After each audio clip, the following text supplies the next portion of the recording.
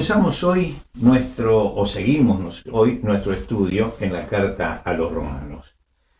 Estamos en esa parte extensa de la carta a los romanos, al final, donde se habla de cosas prácticas, y estamos en la zona donde se habla de la relación entre los cristianos, entre aquellos que tienen más discernimiento y los que tienen menos discernimiento, que era un problema grande en aquel tiempo y lo sigue siendo en el día de hoy.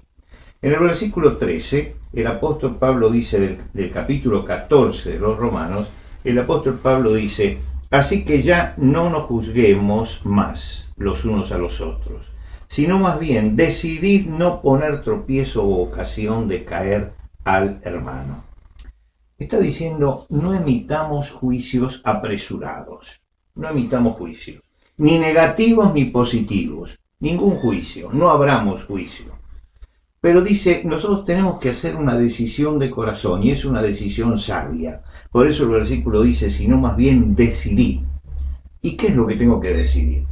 Decidir que no voy a poner tropiezo a mi hermano, aunque él sea débil. Yo creo que esta sección ya está hablándole únicamente a los cristianos fuertes, que son los que muchas veces escandalizan a los débiles.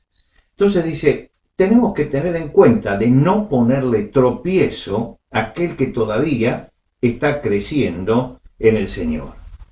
El apóstol Pablo, cuando escribe la primera carta a los Corintios en el capítulo 8, que trata acerca de lo sacrificado a los ídolos, él dice, en cuanto a lo sacrificado a los ídolos, sabemos que todos tenemos conocimiento.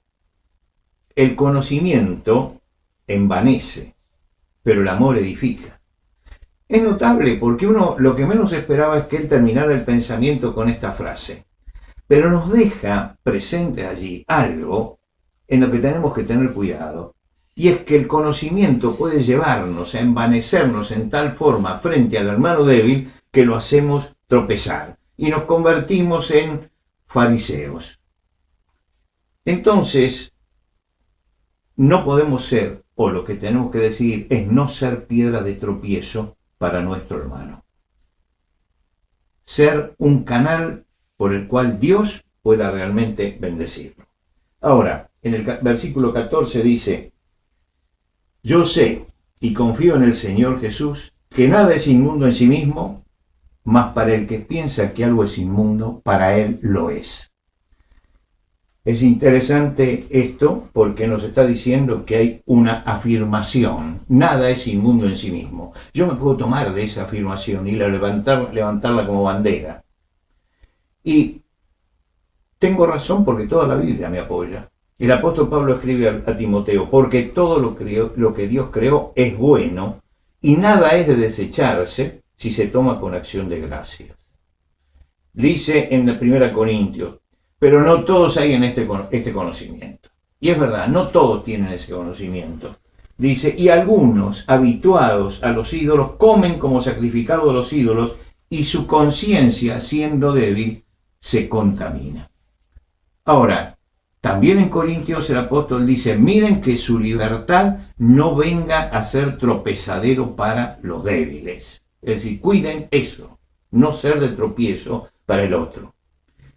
Y en el versículo 15 de eso dice, pero si por causa de la comida tu hermano es contristado, ya no andas conforme al amor. No hagas que por la comida tuya se pierda aquel por quien Cristo murió.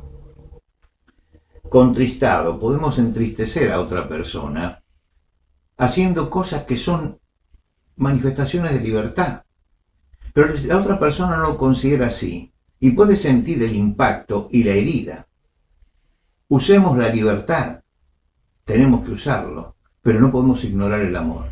Entonces, en la libertad que usamos, pensemos que allí puede estar también un hermano débil, y por ese hermano débil, a veces uno tiene que retenerse de ciertas cosas. No sea pues vituperado vuestro bien. En el versículo 18, él dice esto, no sea pues vituperado vuestro bien. ¿Cuál es el bien?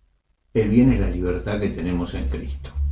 Y dice, no sea que esa libertad, que es tan maravillosa, porque Cristo nos libertó, y esa libertad es lo más grande de la redención, es que estamos en comunión con Él y estamos libres, esa libertad puede ser blasfemada, aun si la usamos bien, pero no la usamos oportunamente. Y si la usamos delante de alguien que le puede hacer mal nuestra libertad. Y en el versículo 17, él de un plumazo destruye todo el pensamiento de los fariseos. ¿Por qué? Porque dice, porque el reino de Dios no es comida ni bebida, sino justicia, paz y gozo por el Espíritu Santo. Caramba, aquí está poniendo las cosas en su lugar. Él acaba aquí con el fariseísmo. La vida espiritual para los fariseos era prohibir alimentos, cumplir los ritos, guardarse de trabajar el sábado, todas cosas exteriores, pero se olvidaban de las cosas fundamentales de la fe. Muchas veces pasa en nuestras iglesias que, tratando de ser prolijos con el rito, nos olvidamos de las cosas esenciales. Y entonces él dice, mire, lo esencial es esto, justicia, es rectitud de conducta. Tenemos que vivir rectamente. Paz, esa paz que no es como el mundo la da y que nos da el Señor, es la paz interior, y tenemos que derramar la paz interior y tenemos que ser bienaventurados como pacificadores. En tercer lugar, gozo. La alegría interior del Señor tiene que verse. Cuando usted lee los primeros capítulos de la epístola de los Hechos de los Apóstoles, usted se encuentra con cristianos que viven alegría. Comían pan por las casas, partían el pan por las casas con alegría, con alegría. Y esto tiene que ser algo que marque la vida del cristiano. La vida recta, la paz en su corazón que se derrama hacia afuera y la alegría del Señor todos los días. Y cuando esas tres cosas están en nuestra vida, cuando vivimos rectamente, cuando tenemos paz y derramamos esa paz, y cuando vivimos la alegría del Señor, se cumple lo que dice el versículo 18. Y el versículo 18 dice, porque el que en esto sirve a Cristo agrada a Dios y es aprobado por los hombres. Es decir, esto es la esencia misma de la fe. A veces nos detenemos en detalles que no tienen importancia, porque cuando lleguemos delante de la presencia del Señor y hay que pensar esto, ¿qué es lo que nos va a preguntar? ¿Si teníamos tal o cual costumbre? No. Nos va a hablar acerca de la rectitud que hemos tenido en nuestra vida, de la paz que hemos tenido y que hemos derramado, y del gozo y la alegría, cómo lo manifestamos y lo hicimos llegar a los demás. Estas son las cosas esenciales.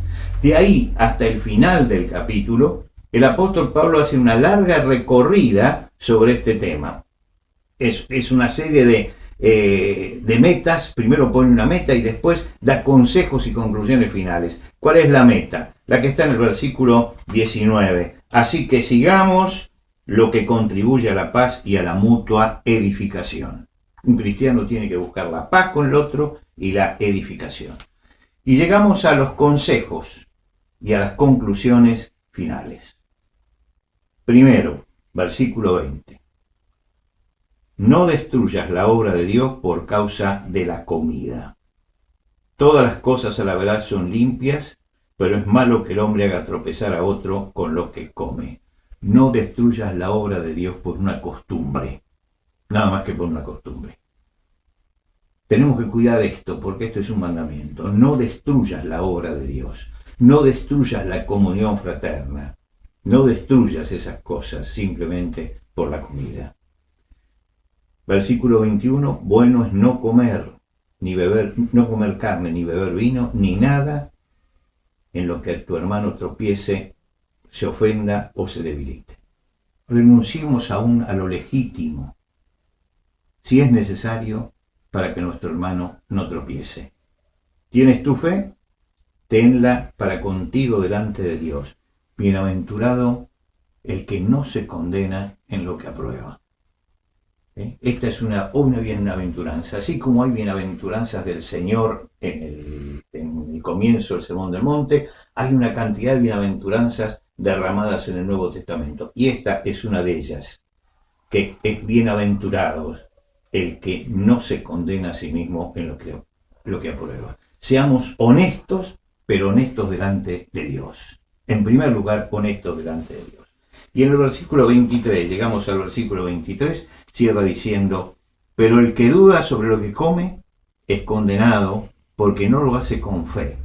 Y todo lo que no proviene de fe es pecado. Todo lo que hacemos lo tenemos que hacer con fe y dependiendo del Señor.